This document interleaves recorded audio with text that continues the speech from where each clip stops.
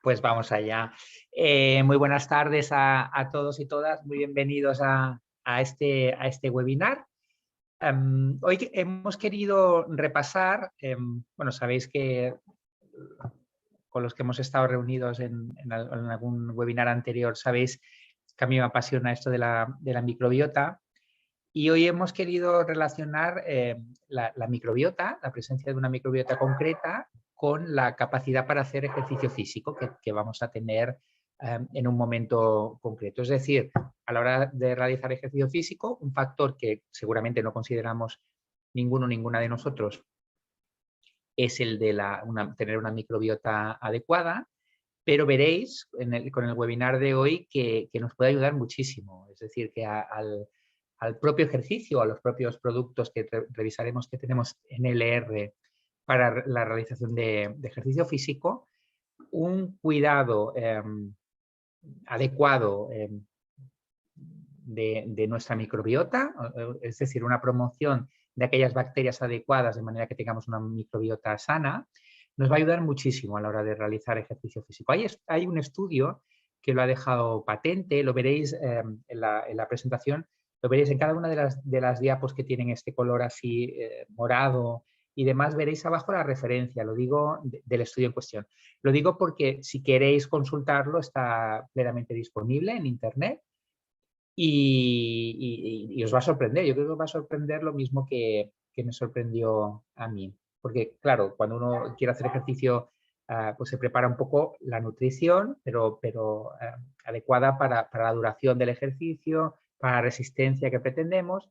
Pero, ¿quién nos iba a decir que las bacterias que tenemos en nuestro intestino también nos pueden ayudar a desempeñar o a realizar un ejercicio más adecuado o más saludable? Vamos a empezar con la presentación, si os parece. Un momentito. A ver, un momentito. Aquí está. Vale, lo que sabemos hasta ahora es que el ejercicio físico aumenta las especies bacterianas antiinflamatorias, por una parte, y reduce las bacterias proinflamatorias de la microbiota intestinal. Es decir, lo hemos repasado en algún otro webinario y seguramente volveremos a hablar sobre ello en algún webinario posterior. El estudio que os comentaba es este que veis aquí abajo, el estudio de referencia Impact of Exercise on Gut Microbiota on Obesity. Este estudio lo podéis consultar tal cual y veréis que resulta muy sorprendente y que realmente según la microbiota de la que dispongamos, pues vamos a ser más capaces de realizar un tipo de ejercicio u otro.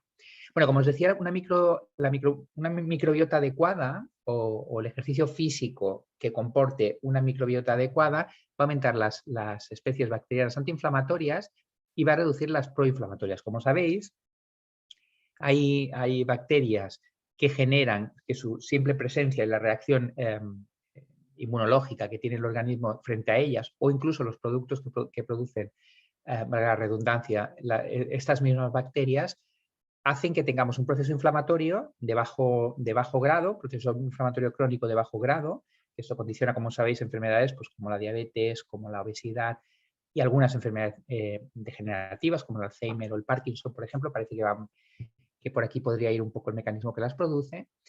Y hay otro grupo de bacterias antiinflamatorias, que son aquellas que producen mediadores que anulan esa inflamación, esa reacción inflamatoria. Y por lo tanto pueden eliminar esta inflamación crónica de bajo grado que tan nociva puede resultar a nivel cardiovascular, como decimos, o a nivel neurodegenerativo.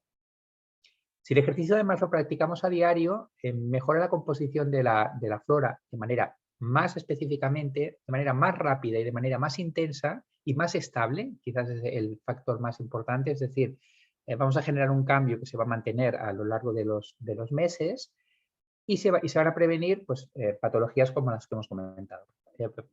Factores de riesgo cardiovascular como son la obesidad, por ejemplo, y el resto de patologías proinflamatorias. Una microbiota diversa, como veis aquí, con una adecuada proporción de bacterias beneficiosas influye en el peso corporal y protege a la obesidad. Hoy veremos un ejemplo, en alguna de las diapos que tenemos a continuación veremos un ejemplo de si predomina un grupo de bacterias sobre otras, vamos a estar más predispuestos a la obesidad y veremos por qué. Y esto hemos de pensar, además, que la obesidad es un factor de riesgo reconocido de otras patologías cardiovasculares, son quizás las más conocidas, pero también tumorales. Hay enfermedades tumorales, el tumor de colon, por ejemplo, quizás es el paradigma, pero hay enfermedades tumorales que claramente están relacionados con el sobrepeso y con otros, con un trastorno en el metabolismo de los lípidos. La microbiota en realidad es un proyecto, como veis aquí, como dice el título, un proyecto construido paso a paso. No nacemos con una microbiota concreta, la vamos adquiriendo poco a poco.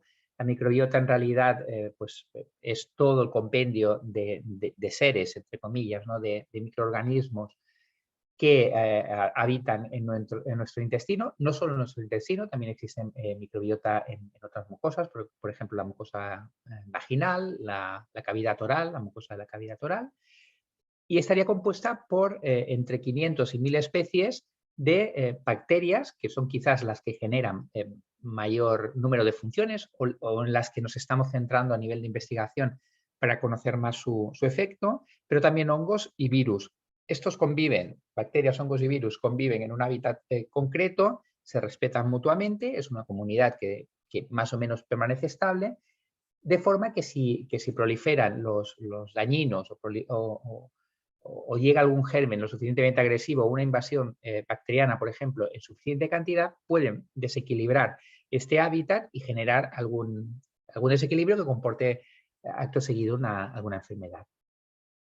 ¿Factores que influyen en la composición final de la microbiota? Pues desde que nacemos prácticamente. Pensad que no es lo mismo nacer por parto vaginal que por cesárea. El chiquillo o la chiquilla que pasa por vía vaginal va a inhalar, va a absorber la parte de la microbiota, de las bacterias que tiene su madre a nivel vaginal. Por lo tanto, aquí ya hay un primer input, una primera entrada de bacterias. Es por ello que es deseable, sobre todo en madres sanas, es deseable el parto vaginal siempre sobre la cesárea. La genética puede condicionarnos en tanto en cuanto vamos a tener unas determinadas proteínas, vamos a tener un sistema inmunológico concreto que va a hacer que proliferen algunas bacterias y otras no encuentren su hábitat. La dieta, por ejemplo, también es esencial, sobre todo veremos después los prebióticos, la importancia de la alimentación específica para la microbiota. La toma de antibióticos de forma más o menos precoz puede resultar súper dañina porque aunque el parto sea por vía vaginal y la flora que haya entrado en el organismo del pequeño, de la pequeña, sea el adecuado, si nosotros damos, por ejemplo, una amoxicilina con ácido clavulánico, una mentine, el archiconocido mentine, esos son antibióticos de amplio espectro, es decir, destruyen todo, no solo las bacterias dañinas, que son las que queremos destruir con esos antibióticos, sino también las que tenemos en nuestra microbiota. De forma que una toma antibiótica más o menos precoz, es decir, en los primeros días de vida, puede condicionar una eliminación de las bacterias adecuadas y que empiecen a proliferar bacterias no tan deseables y el reequilibrio, la reposición de esa microbiota adecuada puede llevarle al chiquillo o a la chiquilla meses o incluso años. La presencia de infecciones también puede condicionar, evidentemente, si hay una entrada masiva de determinado germen, pues puede hacerse cargo de toda o puede llegar a habitar el lugar destinado a esta microbiota y puede condicionar una ausencia de determinadas bacterias adecuadas. El estrés condiciona nuestra microbiota también, las drogas también y las exposiciones ambientales a microbios. Al fin y al cabo, como exposición ambiental, no solo es lo que inhalamos del ambiente o lo que respiramos, ¿no? la contaminación, la archiconocida contaminación, ¿no? Sino la toma de determinados alimentos o de determinados probióticos, de determinados compuestos a base de bacterias, también puede condicionar la presencia de un microbioma, una microbiota adecuada o más o menos adecuada. ¿Cómo influye en la microbiota los factores que hemos comentado? Generalmente lo que se produce es lo que nosotros denominamos una disbiosis. Una disbiosis sería, sabéis que todas las palabras en terminología de salud que comiencen por dis sería un trastorno o sea, disbiosis sería un trastorno de la biosis, del bioma, de las bacterias en sí. Entonces, existen muchos factores que pueden alterar esta microbiota, este equilibrio que que en algunas personas es bastante estable, pero en otras es un equilibrio que se sujeta con pinzas, es decir, es un equilibrio bastante precario. Y una dieta rica, por ejemplo, en grasas o en azúcares refinados, o dormir mal, o tomar antibióticos, como comentábamos, pueden hacer una verdadera, puede arrasar completamente la microbiota y transformar una microbiota adecuada en algo menos adecuado, menos saludable. Una revisión reciente de estudios llevada a cabo por la Universidad de Granada y publicada en Nutrients ha demostrado esto precisamente, que una dieta rica en grasas, que quizás es el factor más conocido de entre los que pueden generar una disbiosis, causa resistencia a la insulina. Pensad que la resistencia a la insulina es el paso previo a una diabetes. Es decir, cuando el cuerpo no hace caso a la insulina, porque tenemos, sobre todo en situaciones de obesidad, de sobrepeso, la insulina no es capaz de hacer entrar a la glucosa dentro de la célula, y eso por definición sería un estado diabético, un aumento del azúcar, de la glucosa circulando por la sangre, y unas células en las que no puede entrar esa glucosa. Esa resistencia a la insulina, como os digo, paso previo a la diabetes, puede estar condicionada perfectamente vía microbiota por una dieta rica en grasas. No solo una resistencia a la insulina, todo lo que comporta esa resistencia a la insulina, porque un trastorno, un exceso de azúcar en la sangre porque no puede entrar dentro de las células, va a comportar un aumento en los depósitos de triglicéridos. Sabéis que el azúcar que no es degradada, que no es utilizada por las células, se acumula en el tejido adiposo en forma de triglicéridos. Por lo tanto, se puede provocar una disfunción metabólica. Y entre los factores que pueden ayudar a conseguir una microbiota adecuada destacan el ejercicio físico. De hecho, es la charla que estamos haciendo hoy. Recordad que el estudio de referencia es este que tenéis aquí abajo, pero también la toma de probióticos y de prebióticos. Es decir, la microbiota, como comentábamos, puede resultar más o menos estable si tenemos una dieta adecuada, una realización de ejercicio físico más o menos regular, tenemos una serie de costumbres saludables, pero también la podemos modificar. Esto nos va a llevar quizás un poquito más de tiempo, pero la podemos modificar efectivamente con la toma de probióticos y de prebióticos. El concepto probiótico, que lo hemos nombrado en muchas ocasiones, ¿no? Los probióticos son bacterias que pertenecen sobre todo a los géneros Lactobacillus y Bifidobacterium. Cualquiera no, pero para muchos de ellos, muchos Lactobacillus y muchos Bifidobacterium, veréis que existen estudios que demuestran su eficacia en determinados trastornos, inicialmente metabólicos, inicialmente de consumo de grasas, de azúcar y demás, pero cada vez más los estamos viendo relacionados con otro tipo de trastornos, con las enfermedades neurodegenerativas, con el eje intestino-cerebro, por ejemplo.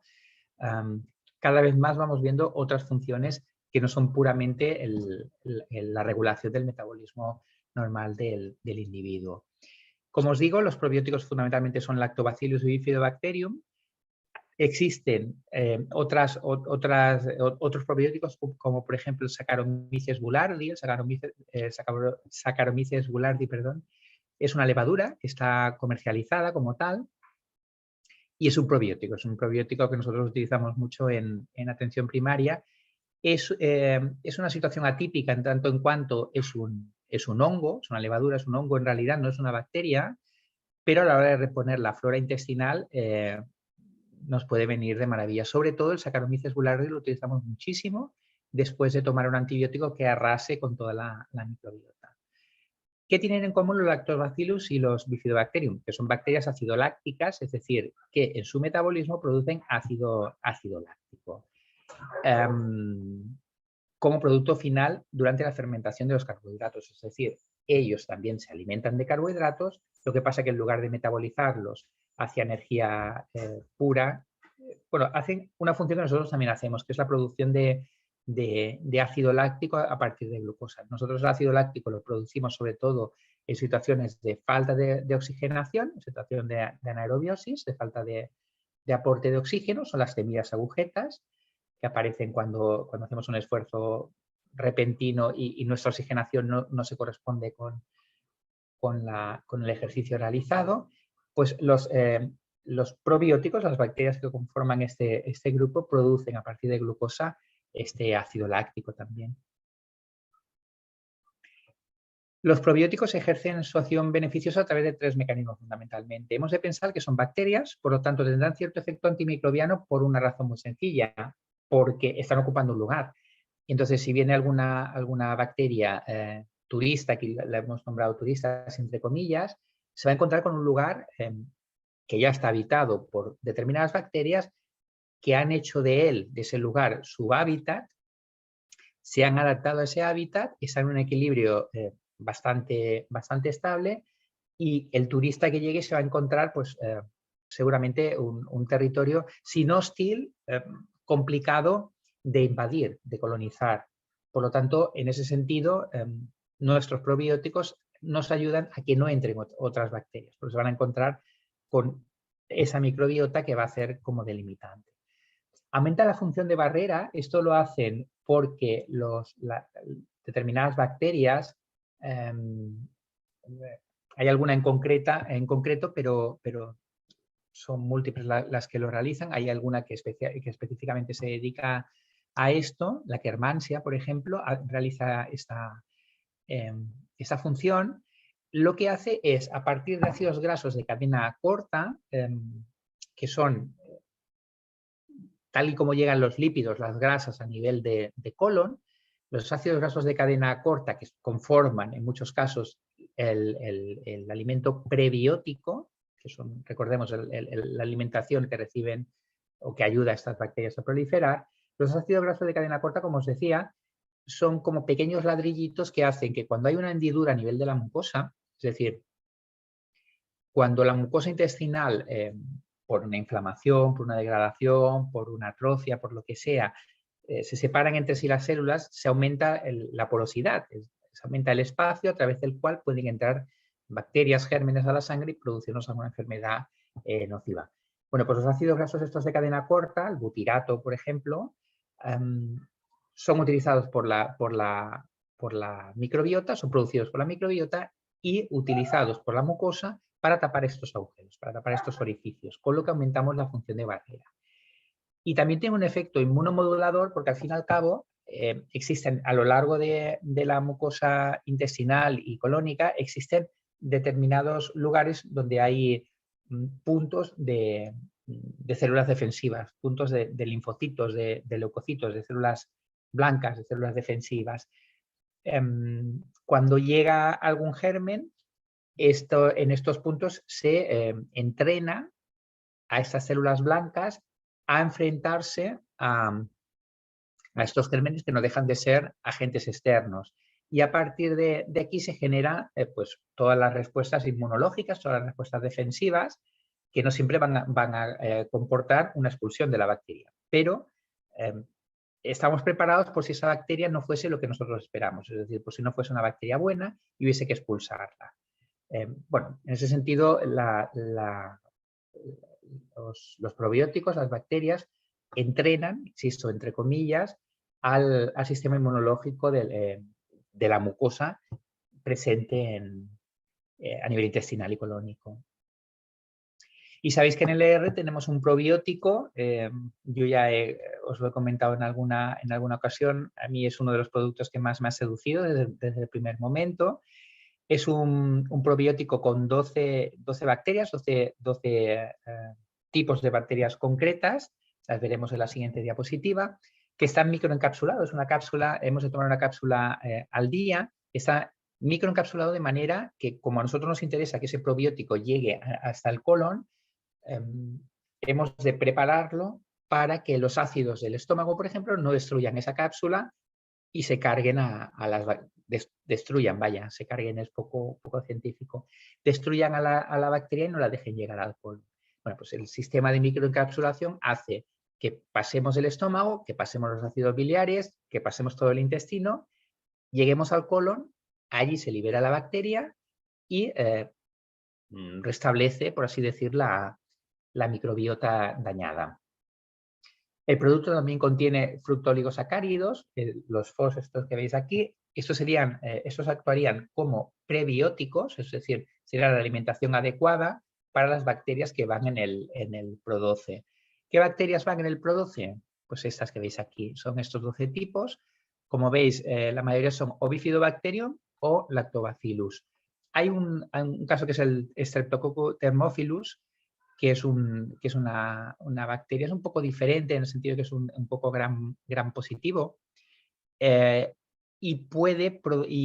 el estreptococo, que algunos de los primos del cual decimos primos, algunas de las especies de estreptococo sí que son, por ejemplo, las que producen la neumonía, las que producen las amigdalitis, son estreptococos. Pero este en concreto, el Thermophilus, se ha visto que es muy, muy interesante a nivel de restauración de microbiota. De hecho, el Streptococcus thermophilus, si clicamos sobre él, ayuda en algunos de los subtipos, corrige la hiperpermeabilidad intestinal que comentábamos antes, que se hace a partir de los ácidos grasos de cadena corta, y en algunos estudios con deportistas se ha visto que atenúa el daño muscular producido por el ejercicio físico. Por lo tanto, tenemos aquí una bacteria que, además de ayudar a restablecer la microbiota, también nos puede ayudar específicamente durante la realización de ejercicio físico.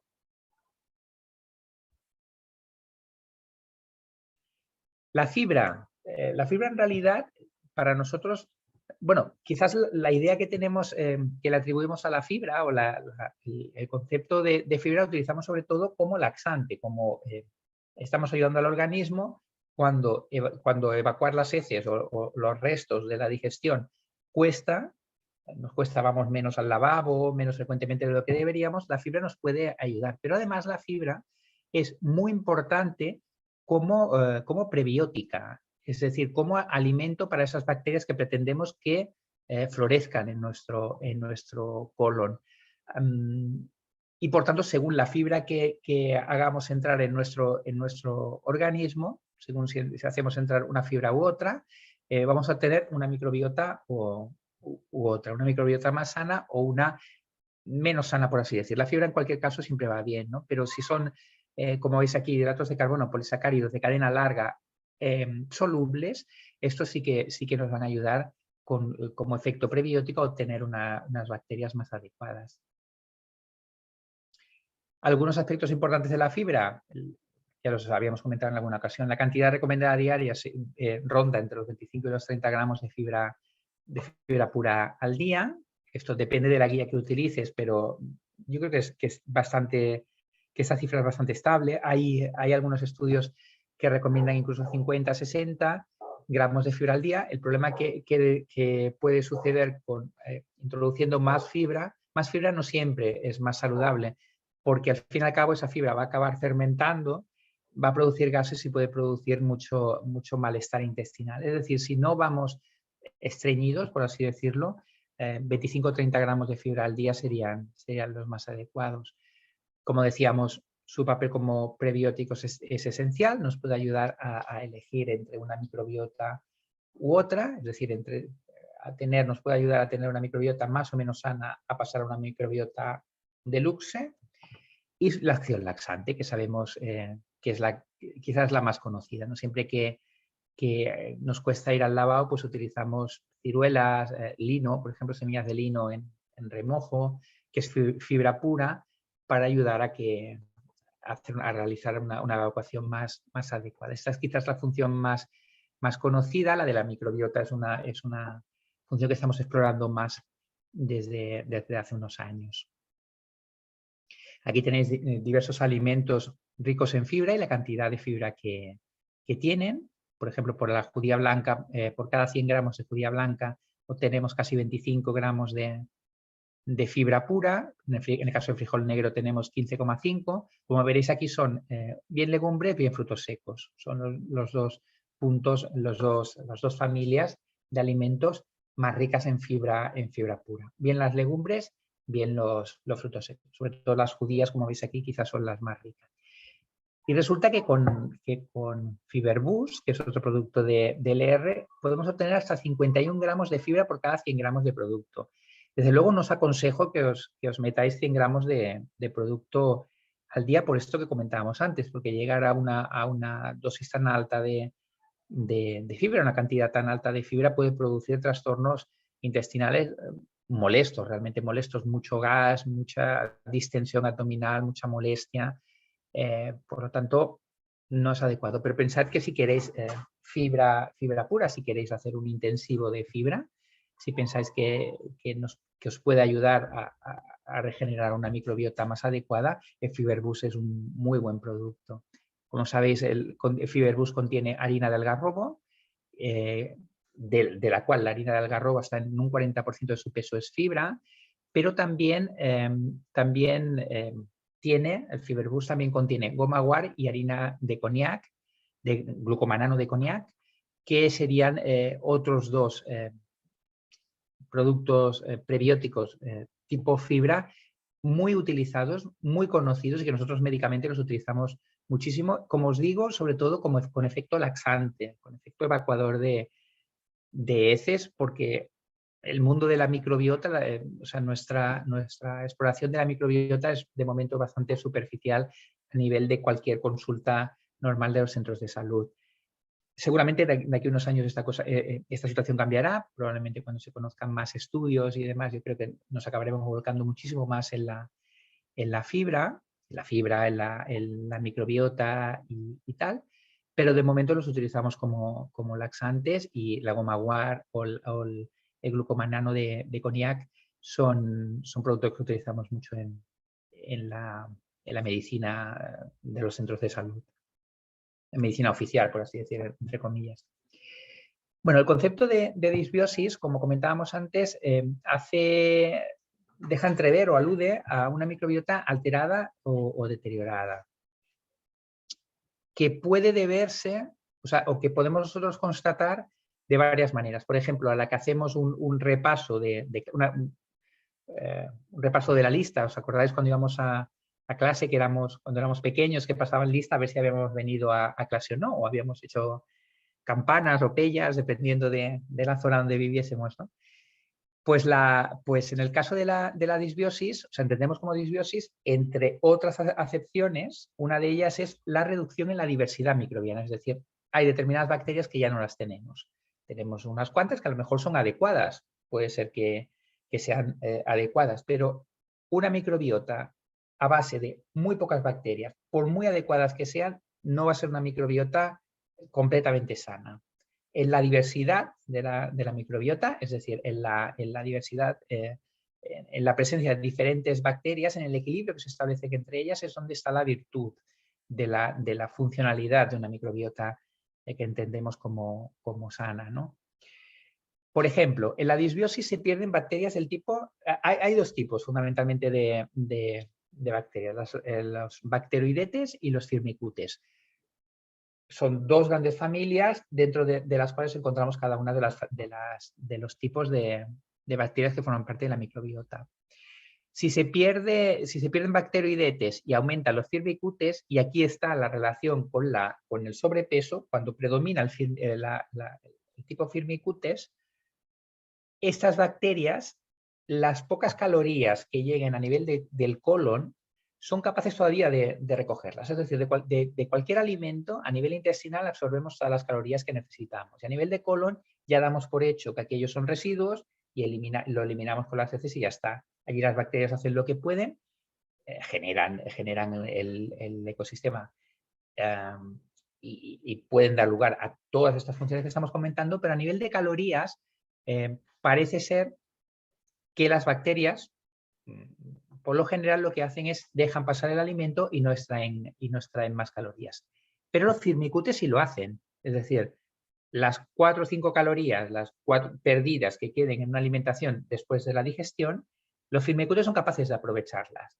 De manera que para un mismo alimento, si predominan los bacteroidetes, vamos a obtener menos calorías y, por tanto, menos tendencia al sobrepeso que si predominan los firmicutes. Y ahí es donde entra el concepto de diversidad microbiana. Nos interesa que haya un equilibrio más o menos estable entre tipo bacteroidetes y tipo firmicutes para, entre otras cosas, para que no haya un exceso de peso, para que aprovechemos las calorías tal y como esperamos aprovecharlas, pero no tengamos un exceso de peso. Y además, con la presencia o con el predominio de los firmicutes, también hay un aumento de la permeabilidad intestinal. No se repara el intestino como debiera, no se utiliza de la misma manera en los ácidos grasos de cadena corta que comentábamos antes, de forma que si hay alguna porosidad, puede llegar alguna bacteria relativamente nociva que en otras circunstancias será eliminada a través del colon y acabaría en nuestro lavabo. Y cuando predominan los firmicutes, como decíamos, si no se repara esa mucosa intestinal, esa bacteria podría entrar a la sangre y generar alguna infección que en algunos casos, dependiendo de la cantidad de bacterias que entren o de los gérmenes que pudieran entrar, puede poner incluso en peligro la vida de la persona. Por lo tanto, podemos decir que determinada, o sea, un predominio de bacterias adecuadas, un predominio de una microbiota adecuada, o sea, el ejercicio físico nos va a ayudar a tener, asociado a una dieta sana, puede llevarnos a tener una microbiota adecuada que haga que no ganemos tanto peso como si predominan determinadas bacterias, los firmicutes que comentábamos ahora, y hay una ausencia de ejercicio físico, que también ayuda, o sea, el ejercicio físico ayuda también a que predominen bacterias adecuadas dentro del microbioma. Por lo tanto, como decíamos, una ausencia de ejercicio físico y una dieta no adecuada van a favorecer el aumento de peso, una disbiosis y con ello una inflamación crónica de bajo grado, como decíamos, y determinadas enfermedades metabólicas producto de esa disbiosis, de que la microbiota no realiza la función tal y como debiera. Y es aquí donde entra la importancia del ejercicio físico. En el estudio en cuestión, insisto, lo tenéis aquí abajo, lo que se ha visto, por ejemplo, es que la actividad física hace aumentar la liberación de miocinas. Miocinas son determinadas proteínas que ayudan al funcionamiento muscular, a la contracción y relajación del músculo. Con lo que, pensad que el intestino, alrededor lo que hay es músculo, lo que hace mover el alimento es músculo. Por tanto, un aumento, una liberación de miocinas lo que va a hacer es aumentar el tránsito intestinal, la velocidad a la que el alimento transita a nivel del intestino y aumenta también y posibilita la secreción de neurotransmisores y de hormonas. Esas miocinas podrían influir, sería la palabra más o menos, entre comillas, sobre las bacterias de la microbiota y aumentar la cantidad, la secreción de neurotransmisores y de hormonas, que eso sí que vamos viéndolo cada vez más, que las bacterias que tenemos creo que hacemos referencia en alguno de los webinars anteriores, las bacterias que tenemos a nivel intestinal son muy capaces de producir determinados neurotransmisores, la serotonina, la hormona de la alegría, de la alegría, de la tristeza, la hormona sobre la que actuamos nosotros, el neurotransmisor sobre el que actuamos nosotros cuando damos un tratamiento antidepresivo. Pues eso, me lío. La microbiota es muy capaz de producir todos estos neurotransmisores. Y parece que las miocinas influyen, insisto, entre comillas, sobre la producción de estos neurotransmisores y de determinadas hormonas. Se ha visto también que las personas activas tienen una comunidad microbiana más diversa y de manera más estable y que resiste mejor la invasión de patógenos. En la variedad está el gusto, insisto. Una microbiota sana, por definición, ha de ser muy diversa, lo más diversa posible. El ejercicio también se ve que ayuda a restaurar la disbiosis intestinal provocada por los antibióticos, por lo tanto, después de un catarro, de un cuadro, una neumonía, una infección urinaria donde nos hayan dado un antibiótico, realizar ejercicio físico ayuda a reponer esa flora intestinal adecuada. Esto sí se ha visto en este estudio, por lo tanto, después de una infección urinaria, todos hacer ejercicio físico. Si lo permite el cuerpo, evidentemente. La dieta mediterránea también ayuda a perder peso y beneficia a tu microbiota. Y con el ejercicio físico aumentamos la proporción de bacteroidetes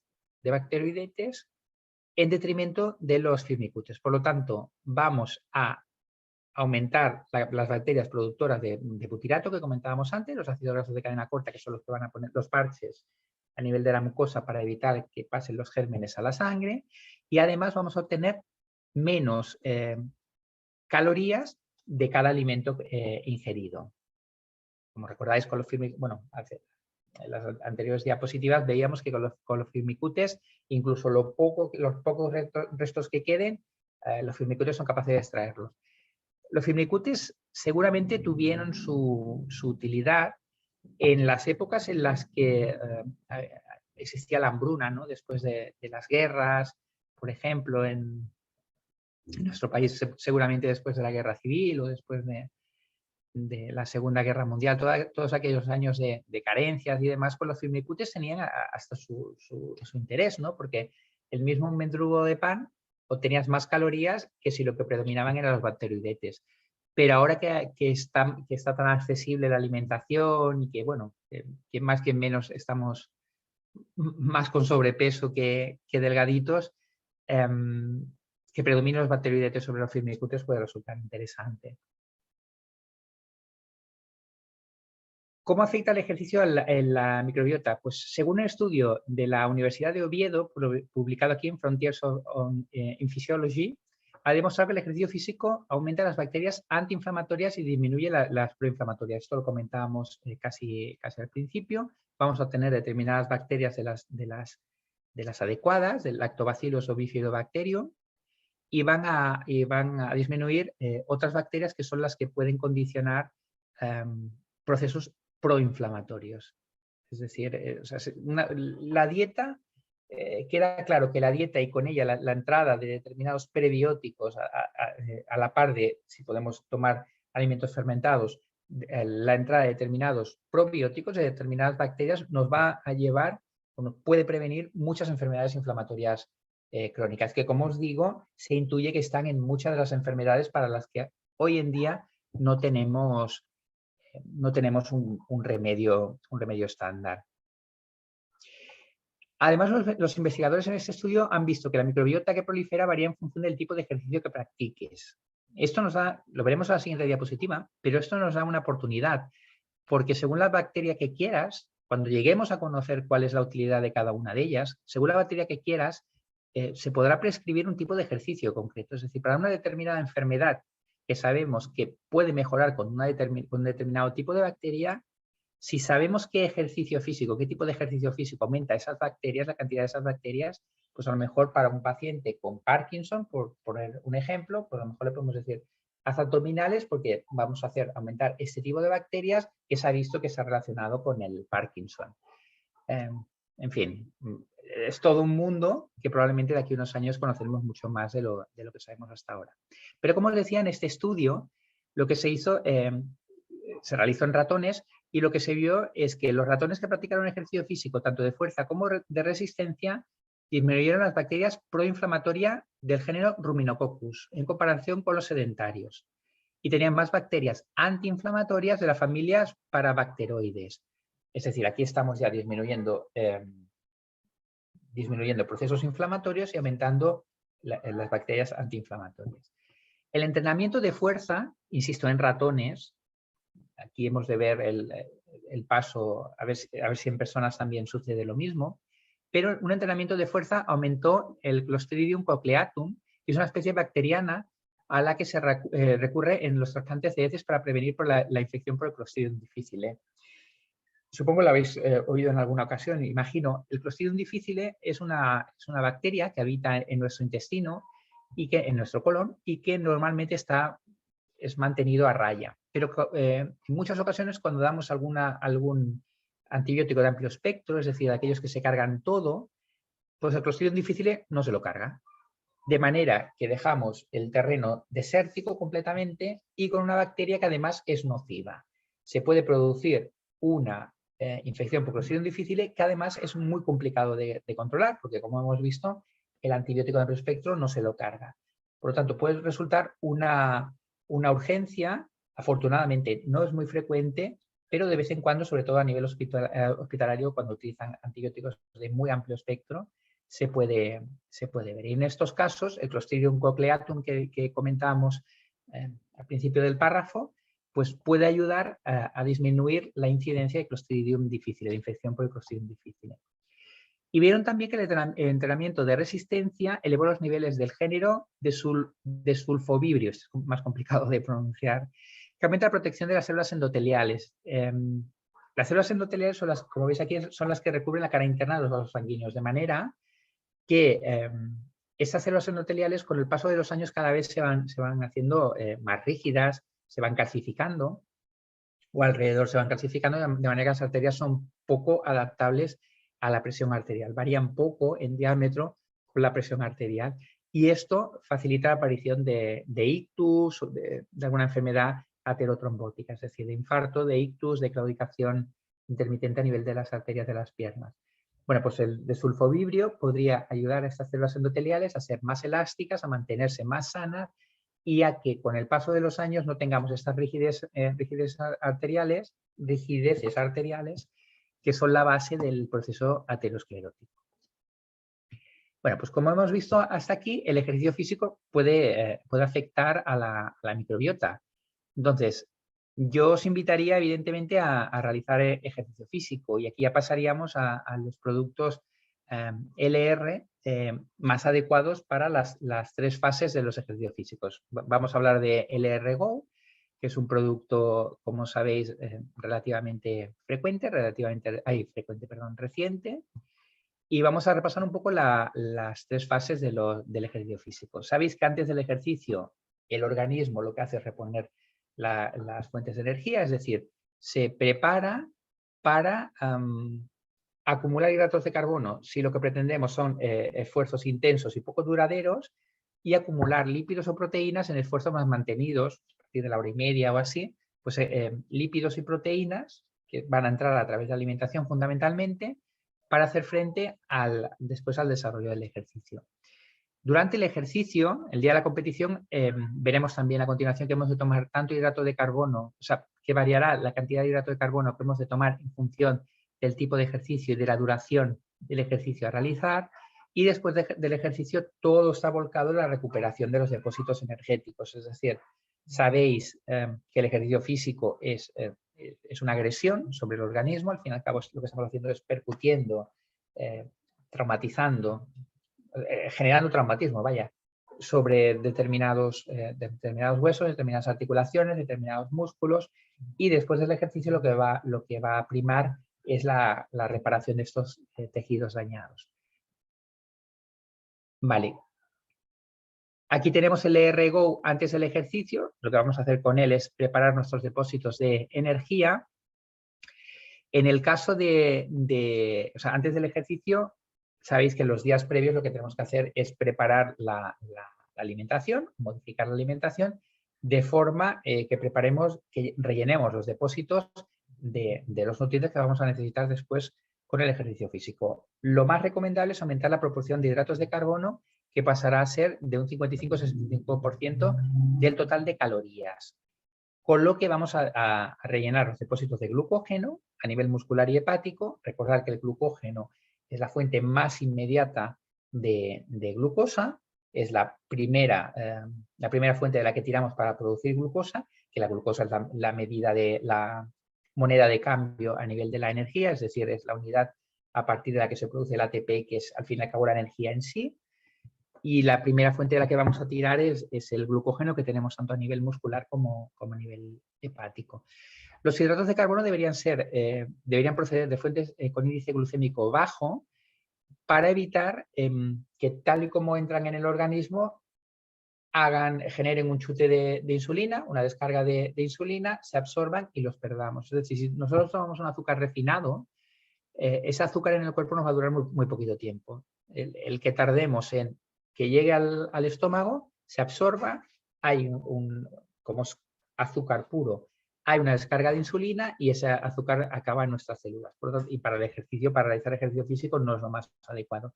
Lo que necesitamos son hidratos de carbono con índice glucémico bajo, es decir, pan a poder ser integral, cereales a poder ser integrales, fruta, verdura, y evitar los zumos azucarados, evitar el azúcar refinado, evitar el pan blanco, por ejemplo.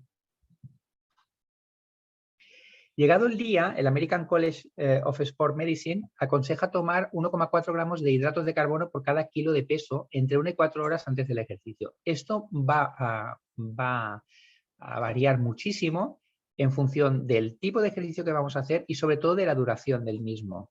Veremos que cuanto más cortito y más intenso sea ese ejercicio, probablemente menos vamos a poder tirar de los hidratos de carbono porque es que no nos va a dar tiempo a asimilarlo. Y cuanto más largo sea, más vamos a tirar de hidratos de carbono de absorción a poder ser lenta, que es lo que hemos comentado antes. Y sobre todo es importante evitar el concepto caloría vacía, es decir, que entren determinados hidratos de carbono que no lleven, o sea, que tengan determinadas calorías que justifiquen una cantidad concreta de calorías. Pensar que la cantidad de calorías que tomamos al día más o menos es aproximadamente la misma y hemos de aprovechar esas calorías para que entren junto a elementos esenciales para nuestro funcionamiento. Vitaminas, minerales, aminoácidos, por ejemplo. Y hemos de evitar de todas esta idea, el de calorías vacías, es decir, hidratos, azúcar refinado. Entra el azúcar, son calorías, como bien sabéis, pero con el azúcar no entran vitaminas, con el azúcar no entran proteínas, estamos perdiendo una oportunidad, estamos gastando de nuestra cantidad de calorías que vamos a tomar, estamos gastando una cantidad puramente en azúcar que se va a absorber muy rápidamente y no le damos al cuerpo lo que necesita diariamente. Por lo tanto, a poder ser, lo más interesante es que esos hidratos de carbono entren como alimentos de absorción lenta. Sean hidratos de carbono de absorción lenta. En el Ergo pre-ejercicio, lo que vamos a encontrar son vitaminas del grupo B, fundamentalmente, que son la B1, la B5, la B6, la B8, la B9 y la B12. Así, resumiendo muchísimo, las vitaminas del grupo B fundamentalmente tienen dos funciones. Por una parte, ayudan en la transmisión nerviosa, es decir, en la transmisión que se produce cuando nosotros estimulamos a nivel del cerebro, estimulamos alguna neurona, enviamos una orden para que se contraiga un músculo, pues aquí ayuda en la regeneración, en la estimulación nerviosa y en el mantenimiento de este sistema nervioso, en el mantenimiento de la mielina, de la integridad de la vaina de mielina de la neurona. Y además ayuda también, o son esenciales estos factores, son cofactores en la degradación de los principios activos, es decir, de las proteínas o de los lípidos, en el caso de las proteínas, su degradación a aminoácidos para poder obtener energía, en el caso de los hidratos de carbono, a glucosa para poder obtener energía, y en el caso de los lípidos, a triglicéridos, ácidos grasos, para poder obtener energía. Sería muy resumido, pero la idea de estos productos, de estas vitaminas en este producto, básicamente atienden a estas dos razones, a estas dos motivaciones. El Ergo pre-ejercicio contiene también vitamina C y E, que como sabéis son potentes antioxidantes, sobre todo la vitamina E. La C además aumenta la absorción de hierro a nivel intestinal y es esencial en la formación de colágeno, que como bien sabéis el colágeno es un poco la estructura del organismo, es decir, la piel se forma a partir de colágeno, la estructura proteica que hay que sostiene toda la estructura de la piel sería colágeno, en el hueso hay colágeno, en las articulaciones hay colágeno, y en esta formación en el músculo, evidentemente, y en esta formación de colágeno la vitamina C tiene un papel primordial. Minerales en el preejercicio, en el Ergo preejercicio tenemos calcio, que es esencial en la contracción muscular, magnesio, que es esencial en la posterior relajación del músculo, fósforo es la fuente de energía, o sea, es lo que justifica que el ATP, la adenosina trifosfato, que es la fuente de energía inmediata del organismo, pues los enlaces fósforo, la cantidad de fósforo que tiene el adenosina trifosfato es lo que justifica la producción de energía, por lo tanto fósforo y energía son conceptos equivalentes, y el zinc es un potente antioxidante, como veis aquí, forma parte de la superóxido dismutasa, que es un potente grupo enzimático antioxidante. El zinc también está implicado en otras funciones, por ejemplo, a nivel de la producción de espermatozoides, del líquido espermático y de la calidad del semen, pero bueno, esos son otras cuestiones. El zinc, la verdad es que participa de la misma manera que el calcio, lo tenemos muy en mente como mineral que participa en muchas funciones. El zinc quizás participa en muchas más, es mucho más diverso, aunque participa de manera un poquito más minoritaria o más en el anonimato, pero es esencial en el funcionamiento del organismo. Tenemos aminoácidos también que pueden ir muy bien para el ejercicio, la arginina, la carnitina. La carnitina, pensad que nos ayuda a producir también energía a partir del adenosina trifosfato. La carnitina es un cofactor esencial en la producción de energía por parte del músculo. Veréis también muchos de las personas que van a los gimnasios toman suplementos de carnitina por esta razón, porque lo que estamos haciendo es facilitar que el músculo produzca energía en forma de adenosina trifosfato. Por lo tanto, resulta muy interesante disponer de carnitina y reponer los niveles de carnitina a nivel corporal. La creatina forma también es un cofactor en ese sentido. La carnitina y creatina son moléculas, son aminoácidos que están muy implicadas en la obtención por parte inmediata, por parte del músculo, de energía a partir de la ATP, y la citrulina y la beta-alanina, con un efecto un poquito más sedante quizás. Y finalmente, el L-RGO pre-ejercicio además contiene un extracto de ginkgo biloba. El ginkgo biloba aquí hace una función vasodilatadora. En realidad es una droga vegetal que nosotros utilizamos, bueno, que a las personas que nos gusta un poco la medicina natural, entre comillas, la medicina complementaria, pues lo utilizamos sobre todo para aumentar el riego de sangre a nivel cerebral. Por lo tanto, puede ir muy bien para cuadros de vértigo, puede ir muy bien para cuadros de memoria, por ejemplo. Es un potente antioxidante y neuroprotector, tiene efecto antioxidante conocido, y en el caso de RGO pre-ejercicio nos interesa porque tiene una acción vasodilatadora arterial, es decir, vamos a aumentar la cantidad de sangre que llega a los músculos, por lo tanto vamos a preparar esos músculos para el desarrollo del ejercicio. No sé si vamos bien de tiempo, aceleraremos un poquito que no...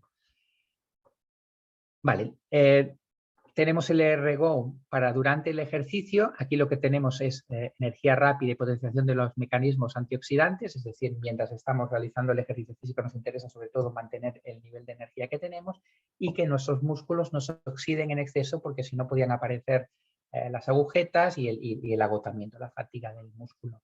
Consumo de carbohidratos, de hidratos de carbono, a ingerir antes del ejercicio físico. Si el ejercicio físico dura menos de 45 minutos, es mejor que no consumamos hidratos de carbono porque no nos va a dar tiempo a asimilarlos. Es decir, en el proceso de digestión vamos a perder todo el ejercicio y una vez que empecemos a absorberlos ya vamos a estar en fase de recuperación. Si dura entre 45 y 75 minutos podemos ingerir pequeñas cantidades de hidratos de carbono, dependiendo un poco de la dureza del ejercicio físico. Si dura hasta 2 horas y media, podemos ya meternos entre 30 y 60, entre comillas meternos, entre 30 y 60 gramos de hidratos de carbono. Y si dura más de 2 horas y media, podemos meter hasta 90 gramos de hidratos de carbono.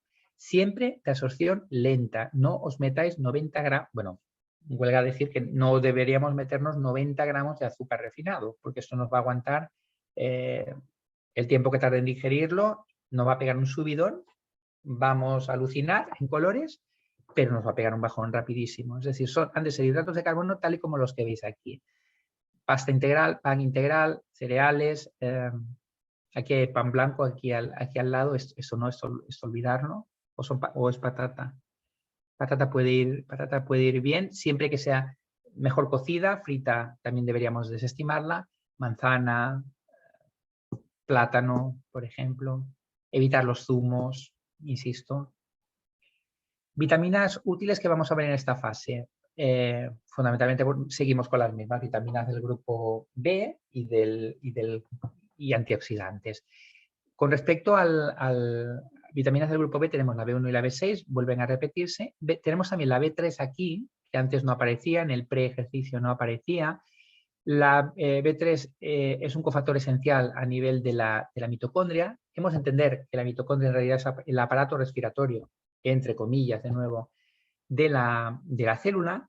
Es la parte donde se obtiene la energía que va a utilizar esa célula, que en el caso de la célula muscular, el miocito, pues va a ser para contraerse y relajarse, ¿no? Pues esa energía la va a obtener a partir de la mitocondria, de la oxidación de los principios activos a nivel de la mitocondria, y en ese sentido la vitamina B3 tiene un papel cofactor importantísimo.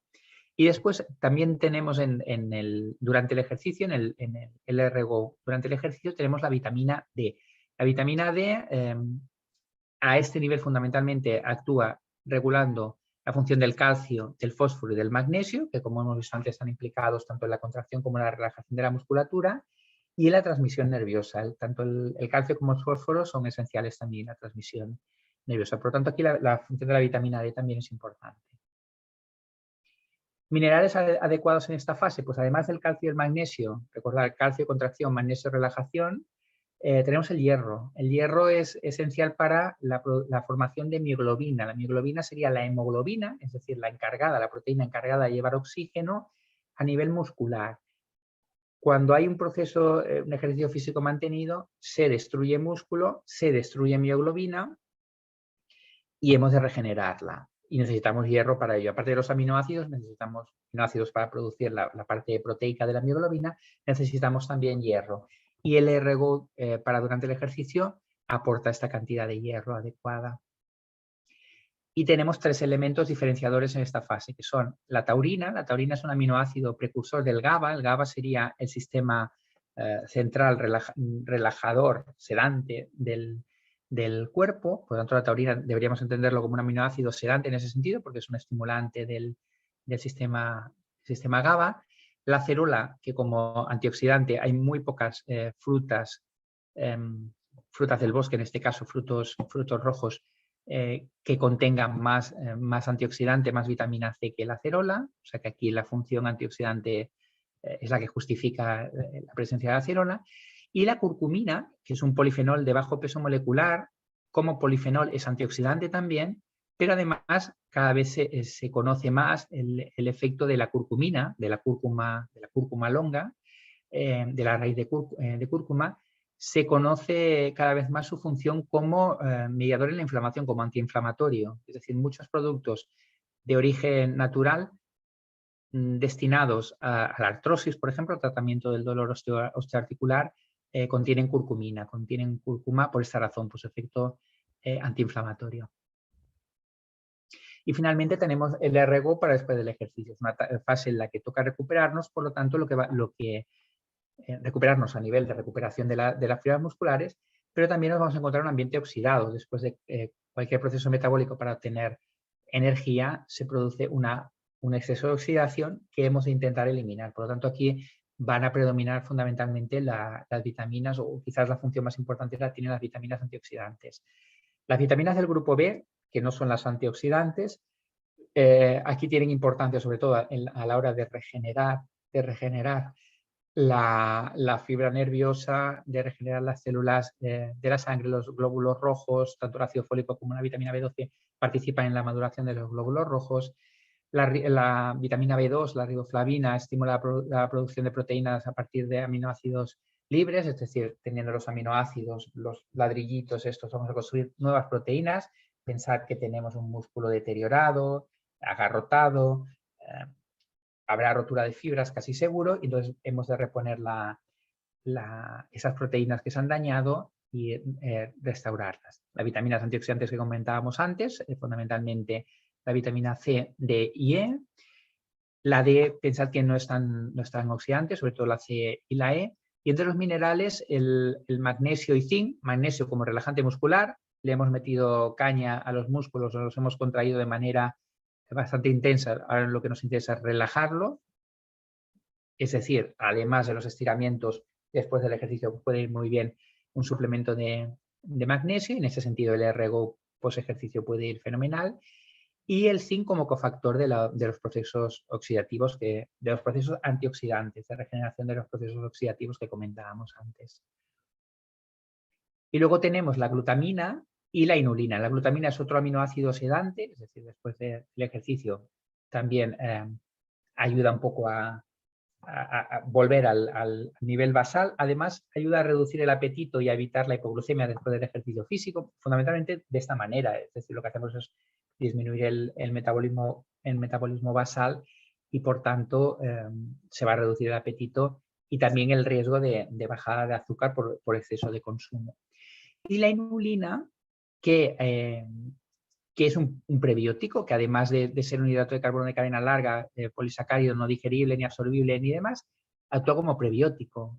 Es súper interesante también para el ejercicio físico, pero sobre todo para mantener una microbiota intestinal adecuada, que como hemos visto antes, tan interesante resulta luego a la hora de controlar determinadas funciones metabólicas. Por lo tanto, la inulina aquí tiene un papel muy, muy interesante. Yo lo encuentro súper interesante. Y como sabéis, nada, remitiros a los autoenvíos. Aquí os muestro los 3 autoenvíos que hay disponibles en este momento. Tenéis disponible el de protección interior con el colostrum, recordad el aporte de proteínas fundamentalmente. El Cistus incanus, potente antioxidante fundamentalmente, y el Pro12, que tanto me gusta, que es microbiota. Bacterias súper saludables. Tenemos también el autoenvío para el Vita Active, el ProBalance y el Super Omega, que lo hemos comentado en algún otro webinar. Como sabéis, Vita Active pues, son proteínas y antioxidantes procedentes de frutas y verduras. Creo que recordar que son 23 frutas y verduras frescas. El ProBalance, que es un regulador de los minerales que tenemos en el organismo, de manera que intentemos conseguir, como veíamos en otro webinar, que lo que se promueve es una cierta alcalinización del medio para evitar la acidificación que tan nociva y que tan relacionada está con determinadas enfermedades. Y el Super Omega, que es quizás el gran antiinflamatorio, son los ácidos grasos omega 3, el DHA y el EPA, el eicosapentanoico y el docosahexanoico, cuya función fundamentalmente es antiinflamatoria y que tan útil resulta, por ejemplo, a nivel de protección neuronal, entre otras muchas funciones. Y tenemos el antiestrés, que es el que realizamos en el último webinar, los MindMaster bebibles, la etiqueta roja y etiqueta verde, el MindMaster Stream y el Pro12. Y creo que ya estamos. No sé si queréis comentar alguna pregunta, si he ido demasiado rápido, si han surgido dudas, ya me vais diciendo.